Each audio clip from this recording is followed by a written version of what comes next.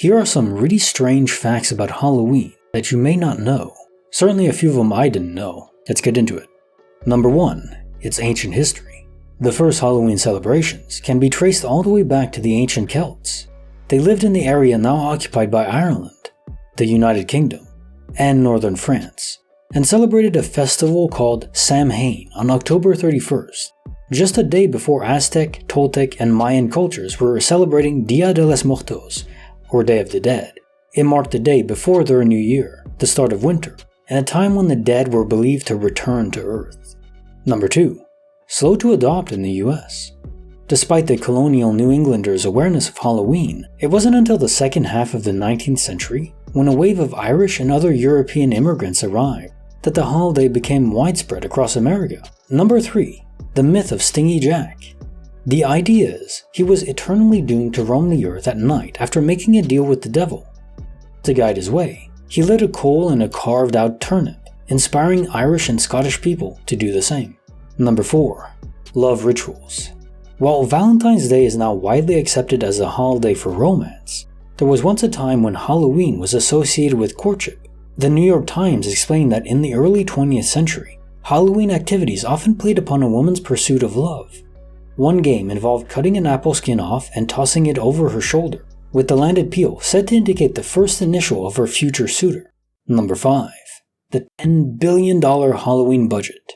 Halloween spending in the US reached its all-time high in 2022, with $10.6 billion planned to be spent on the holiday in total, up from $10.1 billion in 2021, according to the National Retail Federation. On average, Americans are spending an average of $100 on Halloween, with $29 of that on candy, making for $3.1 billion spent on candy nationwide. This is in the US. Number 6. Beggars Night in Des Moines, Iowa. The night before Halloween, young children in Des Moines hit the street for Beggars Night. According to an article in Des Moines Register, the event began around 1938 as a way to prevent vandalism and give younger children a safer way to enjoy Halloween. Beggars Night is very similar to regular trick-or-treating, except kids are required to tell a joke, poem, or perform a trick for a treat. The best part? The jokes are notoriously groan-worthy, like, if April showers bring May flowers, what do May flowers bring? Always good to have some humor, right? Number 7. Turnips were the original jack-o'-lantern. You may automatically associate pumpkins with jack-o'-lanterns, but this wasn't always the case. Traditionally, the Irish used large turnips or potatoes for carving the first jack-o'-lanterns, as they didn't have pumpkins.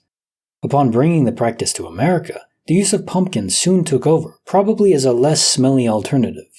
I actually think pumpkins smell divine, so yeah, I can respect that choice. Number 8. On average, kids who trick-or-treat will bring home a bag of candy worth 5,000 calories. This is the average amount. Definitely one of the more concerning Halloween facts in terms of nutrition. Don't eat it all at once. Although, as a kid, I almost did.